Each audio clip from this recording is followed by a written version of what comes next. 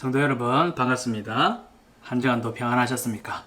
예배의 삶 9번째 시간 바로 강복선언과 시편 찬송에 대해서 살펴보도록 하겠습니다. 먼저 시편 찬송에 관하여 회중이 함께 시편 찬송으로 하나님을 찬송하는 것은 그리스도인의 의무다. 이 시편 찬송이라는 것이 우리에게 굉장히 좀 생소할 수가 있는데, 사실 우리가 요즘에 부르고 있는 CCM 혹은 복음성가 이런 것들을 보면 우리끼리 힘내자, 으쌰으쌰 하자, 하나님을 찬송하기보다는 나 자신의 위로와 힘을 내고 어떤 도전의식을 고취시키는 그런 가사들이 많은 경우가 있는데, 종교개혁자들은 특별히 시편 찬송, 시편에 나와 있는 그 말씀을 가사로 한, 근거로 한 찬송을 부르기를 결의하고 또 권면하였습니다. 그래서 시편 찬송이고, 목소리는 곡조에 맞게 엄숙하게 불러야 된다, 그렇게 말씀하고 있습니다. 그러나 가장 주의할 것은 가사를 이해해야 된다. 왜냐? 가사가 시편 성경 말씀이기 때문에 그렇죠. 뿐만 아니라 다른 찬송이라고 할지라도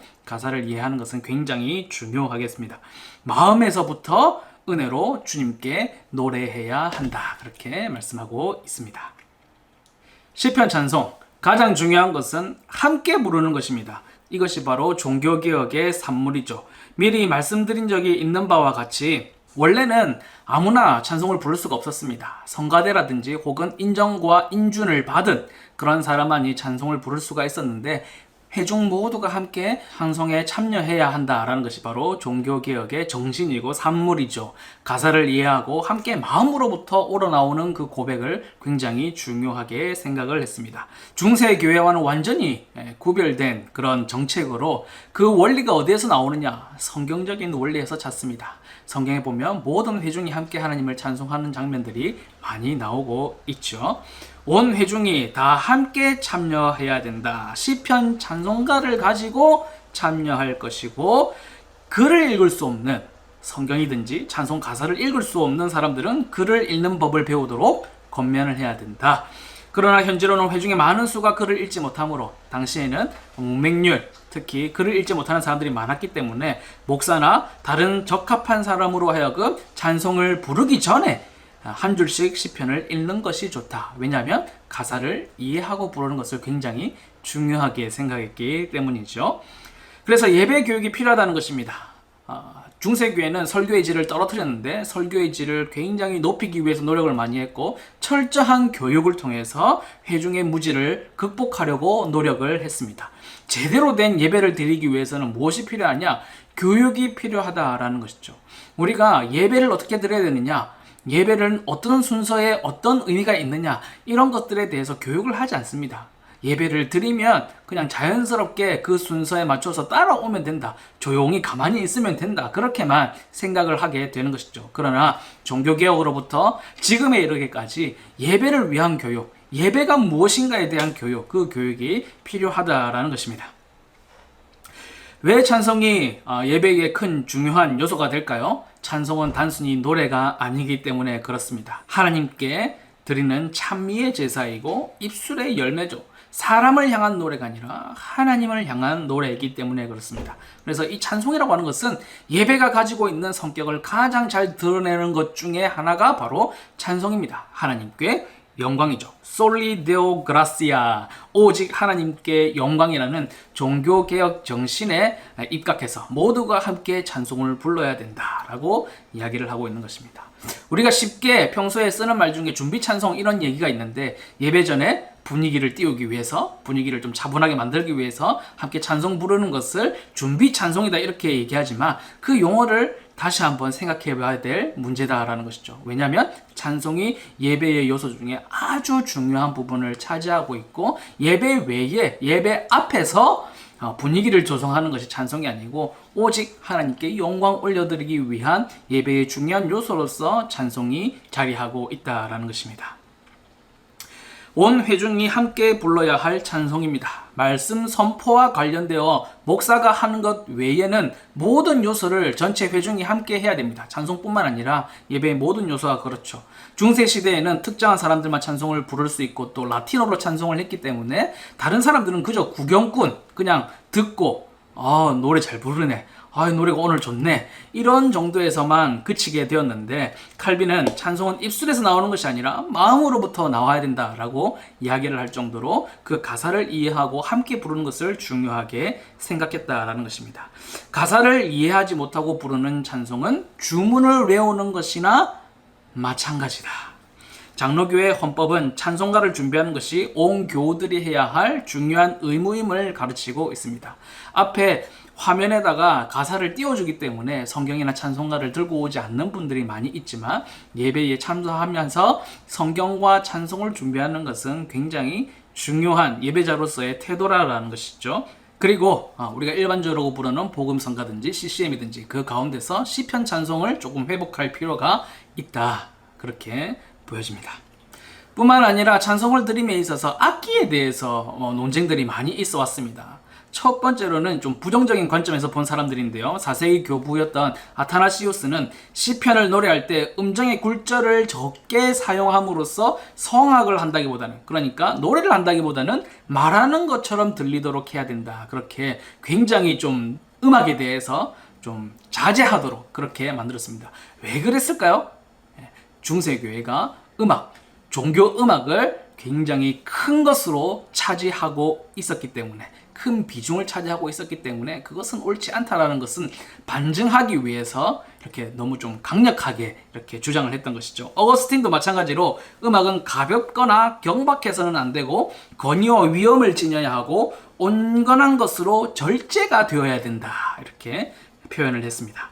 칼빈은 음악의 위대한 힘과 열정을 인정을 하면서도 주의를 기울여서 악기를 선택해야 된다, 그렇게 경고를 했고요. 사실은 악기 이 문제에 대해서 가장 중요한 부분은 사람을 즐겁게 하는 수단이 아니라 하나님께 영광 돌리기 위해서 우리가 무엇을 선택하고 무엇을 받아들일 것인가, 거기에 대해서 생각을 깊이 했던 것 같습니다. 미리 말씀드린 바와 같이 중세 로마 가톨릭에서는 그 음악이라고 하는 그 자체를 굉장히 숭상하고 아름다운 것으로 함부로 누군가 들어오지 못하도록 하는 그런 세계로서 구축을 하고 있었기 때문에, 그것을 문을 열 뿐만 아니라 함께 찬송할 뿐만 아니라 음악으로 다가가는 것을 굉장히 좀 경계를 했다라는 것을 볼 수가 있습니다. 좀 긍정적인, 수용적인 그런 측면에서 보면 이 공예배 악기 사용이 뜨거운 논쟁거리가 된 것은 사실 조금 최근의 일입니다. 우리 어르신들 가운데서는 옛날에 아예 악기는 사용하지 못하도록, 최소한 피아노 정도만 사용할 수 있도록 그렇게 했던 그 시절 문화를 아마 기억을 하실 텐데, 사실은 성경적인 원리를 추구하되 방식에 있어서는 조금 다양성을 포용할 필요가 있다라는 것입니다. 나라와 민족, 문화, 배경, 그 시대적 배경을 고려할 필요가 있다라는 것이죠. 우리가 아프리카 사람들이 예배를 드리는 것을 보면, 혹은 다른 문화의 예배 드리는 것을 보면 막 뛰면서 춤추면서 찬송하면서 예배를 그렇게 드립니다. 그렇다고 그것을 잘못됐다고 얘기할 수 있느냐? 그 민족의 악기를 사용하는 것이 잘못됐다고 얘기할 수 있느냐? 절대로 그럴 수가 없다라는 것이죠.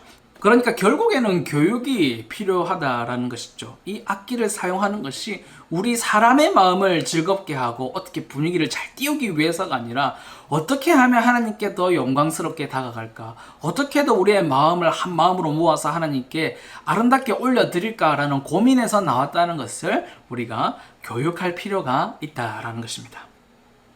그리고 설교 후 기도입니다. 기도가 끝나고 나면 시편으로 찬송을 하고 목사는 엄숙한 강복 선언으로 회중을 해산한다, 이렇게 되어 있습니다.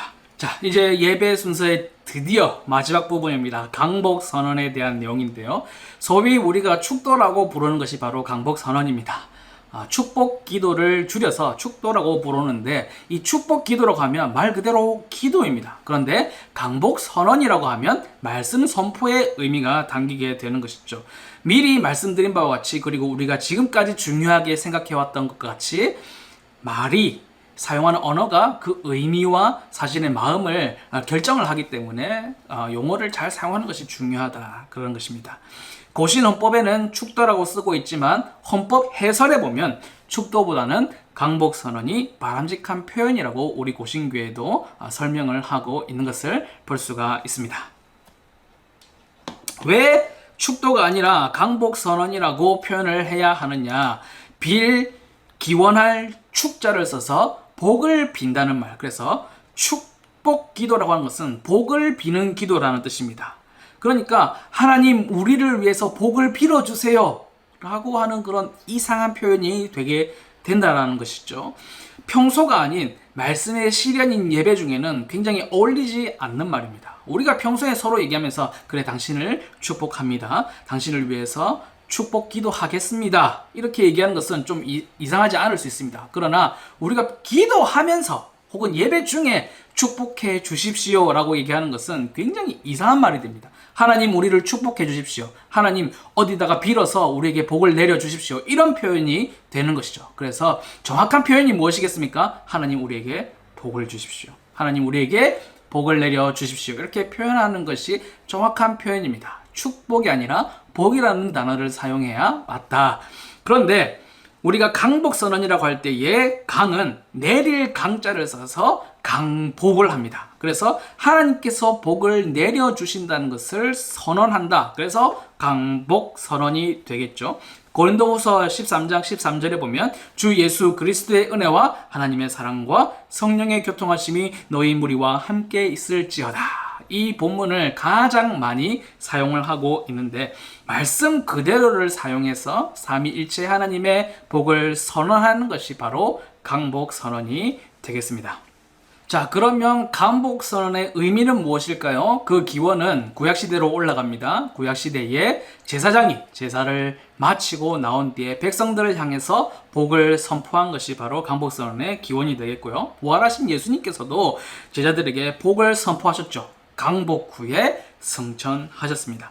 예배의 폐회를 선언하는 것이 아니라 예배를 마치고 떠나는 하나님의 그 백성들에게 삼위일체의 하나님의 임재를 약속하는 하나님의 복을 선언하는 순서다라는 것이죠. 말씀을 들고 세상에 나아가는 성도들을 향한 어떤 파송의 성격이 있는 것이 바로 강복 선언이 되겠습니다. 강복선언에 사용하는 성경 구절은 다음과 같습니다.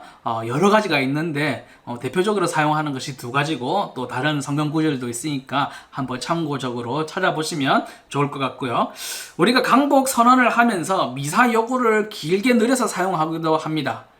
인자하는 이제부터 우리 주 예수 그리스도의 크고 놀랍고 위대하신 사랑과 성령의 감화 감동 교통케 하심과 이렇게 해서 막 길게 느리는 그런 분들이 계시는데 사실은 살을 볼릴 필요가 없습니다. 다른 말을 첨부해서 이렇게 하는 것은 사실 하나님의 말씀의 권위를 떨어뜨리는 일이 됩니다. 말씀 그대로 우리가 선언하는 것이 중요하겠죠. 그러나 그 중간에 우리 주 예수 그리스도의 은혜와 하나님의 사랑과 성령의 교통하심이 어떤 오늘 말씀 들은 내용을 적용하고 어떤 성도들에게 함께 있을지어다 이렇게 선언하는 것은 크게 문제가 없을 것 같습니다. 우리가 축도 바르게 표현하면 강복선언 할 때에 눈을 감고 있는 경우가 많습니다. 왜냐하면 기도라고 생각하기 때문에 눈을 감는 것이죠. 그러면 만약 기도라고 한다면 목사가 두 손을 들 것이 아니라 두 손을 모으고 기도를 해야 되겠죠. 그래서 강복선언은 기도가 아니라 말씀의 선포이기 때문에 두 손을 들 뿐만 아니라 오히려 눈을 떠야 된다는 것입니다. 그리고 목사가 들고 있는 양팔을 정확하게 바라보고 있어야 됩니다. 하나님의 위임을 받아서 복을 선언하면서 손을 드는 것이기 때문에 하나님의 복이 위로부터 임한다. 우리 모두에게 내려주심을 시각적으로 보여주는 것이죠. 개혁교회가 로마 가톨릭이 가지고 있는 그런 시각적인 우상숭배 그런 문제들을 온전히 반대하고 다 물리치면서도 하나님의 복을 보여주기 위해서 선택한 정말 몇 안 되는 시각적 효과 중에 하나입니다. 그만큼 중요하다라는 것이죠. 기도라고 생각한다면 그 누구든지 할 수 있어야 합니다. 그럼에도 불구하고 강복선언은 말씀의 선언이기 때문에 말씀을 증거하는 자로서 공적으로 인직을 받은 목사만이 할 수가 있습니다. 강복선언은 예배의 다른 순서인 성경 낭독 설교들과 연결이 되어 있기 때문에 설교를 맡은 목사가 해야 됩니다. 설교자 따로 있고 설교하는 목사님 따로 있고 축도하는 목사님이 따로 있는 것은 바람직하지가 않다라는 것입니다. 어떤 행사나 그런 데 가보면 뭐 기도하는 사람 따로 있고 뭐 설교하는 사람 따로 있고 봉독하는 사람 따로 있고 마지막에 강복선언 축도하는 목사님이 따로 있는 그런 경우가 있는데 그것은 굉장히 잘못된 경우다라고 할 수가 있겠습니다. 강복선언을 마치면 이제 예배가 마치게 되는데 강복선언을 듣고 보았다고 해서 무조건 복이 임하는 것은 아니죠. 강복선언을 통해서 세상에서 삼위일체 하나님의 뜻을 행하라는 책임을 부여받은 것이기 때문에 예배당을 떠난 성도들은 세상에서 자신에게 맡겨진 일에 대해서 자신감과 기쁨과 복이 충만한 상태로 교회를 떠나게 됩니다. 그러면 강복선언은 언제 어디서 해야 되느냐? 공적인 예배 순서 중에 하나입니다. 그래서 공예배 때에만 시행을 해야 됩니다. 결혼식이라든지 장례식이라든지 뭐 신학교 경건회라든지 뭐 가정 신방 등에서 축도를 하는 것, 강복선언을 하는 것은 조금 잘못된 것이다. 그렇게 친다면 새벽 기도 때도 해야 되고 수요 기도회 때도 해야 되고 금요 기도 때에도 해야죠. 다 해야지 무엇은 하고 무엇은 하지 않는다는 것은 조금 잘못된 것이고 어쨌든 가장 바람직한 것은 공예배 때에만 하는 것이 가장 바람직하겠습니다. 공예배, 모든 성도들이 참여하는 예배 가운데서 하나님께서 공적으로 그 성도들에게 복을 선언하시는 일이기 때문에 그런 것이죠. 넉넉히 채워주시는, 채워 돌려보내시는 하나님이십니다. 예배를 시작할 때, 예배에 나올 때 우리가 빈손으로 왔을까요? 뭐 그렇지 않습니다. 우리는 나의 일주일간의 죄를 들고 나왔습니다. 예배를 마치고 돌아갈 때는 어떻습니까? 그 죄를 씻음 받았고 용서받고 하나님의 복을 들고 세상으로 돌아가게 됩니다. 그러니까 강복선언이란 예배의 순서는 이런 뜻이 담겨 있는 것입니다. 그분의 백성된 성도들이 함께 모여서 예배 가운데 나올 때 자신의 죄의 씻음을 얻고 오히려 복을 들고 세상으로 나아가도록 선포하는, 파송하는 그런 선언이 바로 강복선언이 되겠습니다. 그러면 번외의 얘기지만 광고는 언제 해야 될까요? 예배에 참여하는 회중과의 어떤 소통과 관계도 중요하기 때문에 광고를 무조건 예배 시간 외에만 해야 된다고 주장하는 것은 좀 딱딱하고 경직된 생각입니다. 예배적 행위와 상관없는 내용의 광고는 좀 시간 외에 할 수도 있겠지만 예배에 참여하는 자들과 관련된 광고 내용은 예배 중에 가능합니다. 왜냐하면 예배에는 교제의 의미가 포함이 되어 있기 때문이죠. 끝날 때까지는 끝난 것이 아닙니다. 예배는 여러 가지 구성 요소를 가지고 있지만 하나하나가 다 의미가 있으며 그것들이 모여서 하나의 예배를 이루게 됩니다. 그 중에 어느 것 하나가 빠졌다면 사실상 예배에 참여하지 않은 것, 예배를 드리지 않은 것과 마찬가지가 되겠죠. 내가 설교는 들었지만 기도하지 않았다. 내가 기도는 했지만 찬송은 드리지 않았다. 내가 기도도 다 하고 했지만 강복선언에 참여하지 않았다라고 얘기한다면 우리는 예배를 온전히 드린 것이 아니게 되고 온전한 예배를 받으시는 하나님께서 온전치 못한 예배를 받으신다는 것은 좀 어폐가 있는 것이겠죠. 강복선언 시간에 눈을 딱 뜨고 그것을 보고 있어야 되는데 막 성경 지퍼를 잠그고 가방을 챙기고 집에 갈 준비를 한다면 잘못된 예배의 태도가 되겠죠. 설교 이전의 순서는 설교를 위한 순서이고 설교 이후의 순서는 설교의 은혜를 좀 북돋아주는 순서인가? 그렇지 않습니다. 모든 순서 하나가 다 말씀의 실현이고 선포이며 중요한 의미를 가지고 있습니다. 그런 의미에서 뭐 유튜브라든지 다른 곳에서 설교 하나만 딱 이렇게 떼서 제공하는 영상들에 대해서는 우리가 조금 다시 한번 생각해 볼 필요가 있다라는 것이죠. 물론 말씀의 강론을 듣고 은혜를 받고 도전을 받고 성경 해석에 대한 성경적 지식을 가지는 것은 의미가 있다라고 생각하지만 그것이 예배 전체를 드린 것과 같이 되지는 않는다라는 것이죠. 어떻습니까? 새롭게 알게 된 내용들이 많이 있으신가요? 지식과 지혜가 풍성해짐에 따라 우리의 예배가 날로 성장하여서 하나님 보시기에 아름다운 예배자로 훈련되어져 가기를 주님의 이름으로 축복드립니다. 감사합니다.